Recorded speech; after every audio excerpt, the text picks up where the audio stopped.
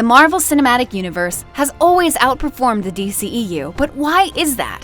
What have been the DCEU's blunders? Let's go back to the basics to see why the MCU is outperforming the DCEU. It's common knowledge that the Marvel Cinematic Universe, MCU, has fared far better than the DC Extended Universe, DCEU. What is the reason behind this? Many individuals have proposed many explanations for DC's poor performance, including lousy performers, bad directors, money, horrible script, and a variety of other factors. There were several notable errors in the DCEU's early development that prevented it from competing with the MCU.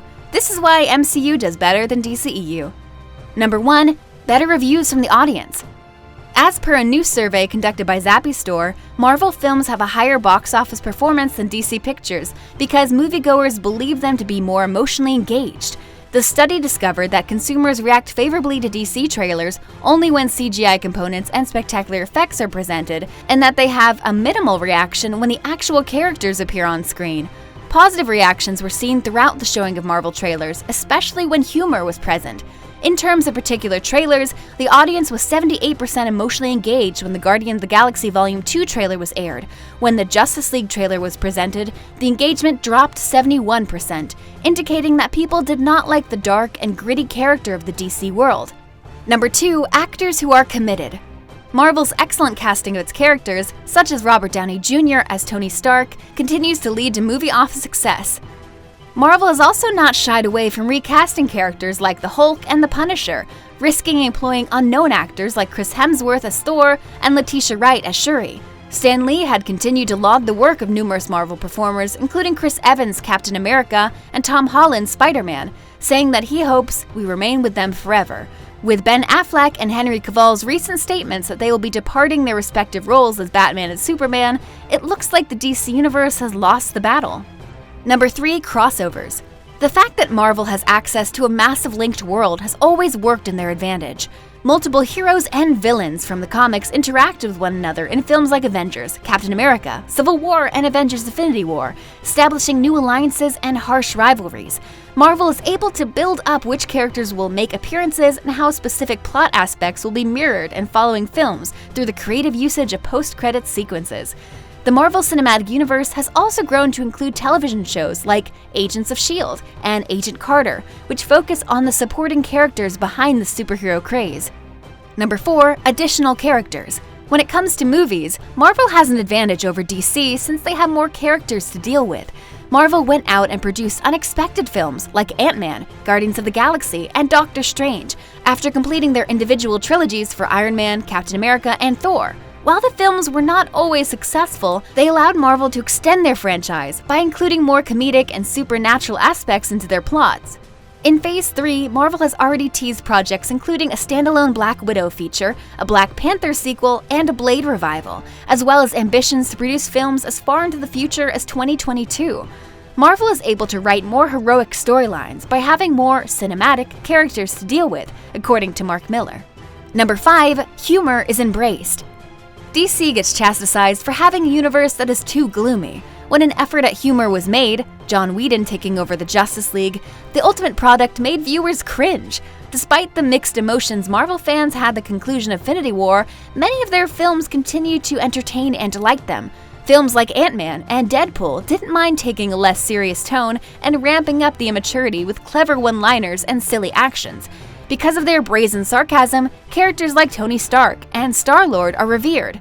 When Taika Waititi directed Thor Ragnarok, he ditched the Shakespearean overtones and mythological devotion in favor of visual jokes and laugh-out-loud performances. Flaws of DCEU.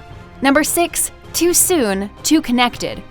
Warner Bros. Wasted little time putting the pieces together after deciding that Man of Steel would be the start of an MCU-style world. They squeezed Batman into the Man of Steel sequel, Batman v Superman: Dawn of Justice, which included appearances from everyone else in the Justice League, and then reassembled the team a year later, before all but one of them had received their own standalone film. The MCU, on the other hand, spent 4 years gradually presenting each character's background narrative, with weak connections between them established in post-credit scenes before bringing them all together in the Avengers. Number 7. Inadequate planning. Kevin Feige had a very clear vision for the Marvel Cinematic Universe when he initially proposed it to his superiors. This is exactly what the phases are. They're roadmaps that the MCU's rulers use to make sure that all of the stories line up, that each post-credit sequence teases a film that'll be released in just a few months, and that everything comes together in an overall plot arc that can be dubbed the Infinity Saga on Blu-ray box sets. Warner Bros., on the other hand, appears to be making up the DCEU when they go along, tossing out sequel setups and Easter eggs to see what sticks. Number 8. Getting too attached to one director's approach. Zack Snyder had to hand up the directing reins to Marvel's Joss Whedon after being forced to stand down from Justice League.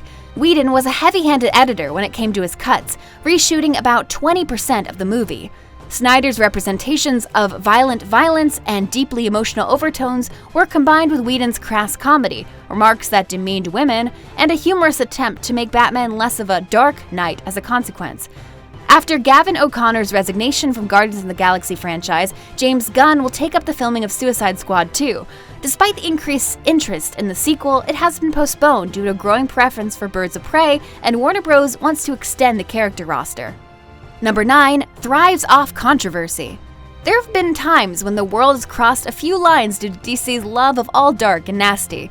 The Killing Joke is still considered as one of the most horrifying Batman stories ever told, with feminist outrage over Barbara Gordon's suffering at the hands of a cruel Joker. By incorporating a deeply intimate scene between Barbara and her mentor Bruce Wayne, the animated picture rekindled outrage over the contentious narrative. The death of Jason Todd, Superman's break of Zod's neck in Man of Steel, and even the Joker's return to normalcy in White Knight have all left fans with a sour taste in their mouth, leading many to wonder how far the DCEU is ready to go into the dark. Number 10. Action scenes that aren't very interesting. Aside from a tiny group of fans who treat canon as if it were a religion, most viewers watch superhero films for the spectacle. They attend to watch scenes such as the Battle of New York or Captain America's elevator fight. Because they consistently use slow motion, bland graphics, and confusing editing, the DCEU doesn't have a single memorable action sequence. This is largely due to the fact that the DC movies' action scenes lack character moments, whereas the Marvel movies' action scenes simply use the action to connect the character moments. The MCU breathes life into the comic book pages, which are more thrilling than DCEU action sequences. Number 11. A slightly worse starting point. Man of Steel wasn't a bad film, but it wasn't as good as Iron Man. When the 22-movie storyline that followed Iron Man concluded in Avengers Endgame 11 years later, fans were ecstatic to see narrative details from the first film, such as cheeseburgers and the statement, "I am Iron Man," pay off. However, it's difficult to envision a 2024 movie-going crowd being as enthralled by Man of Steel callbacks and repeated lines. The DCEU began with a far poorer foundation than the MCU. If this is the case, the following events will not be as successful. Number 12. Miscasting characters. With the exception of the small blunder of casting non-team member Edward Norton as Bruce Banner and immediately replacing him, Marvel has seldom committed a casting mistake. Robert Downey Jr. as Iron Man, Tom Holland as Spider-Man, Chadwick Boseman as Black Panther, Chris Evans as Captain America, and the rest of the cast are all excellent in their respective roles.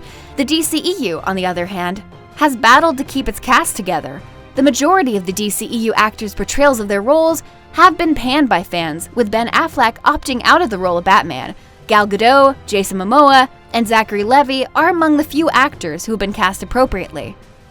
As a result, there's still more reasons why the MCU has fared far better than DCEU. However, with the success of Aquaman, things might change for DC if they can replicate that success in their subsequent films. But it will take time for DC to catch up to Marvel. So here's the video, guys. We hope you liked the video. Don't forget to comment down below and subscribe to Watch Culture, and I'll see you in the next video.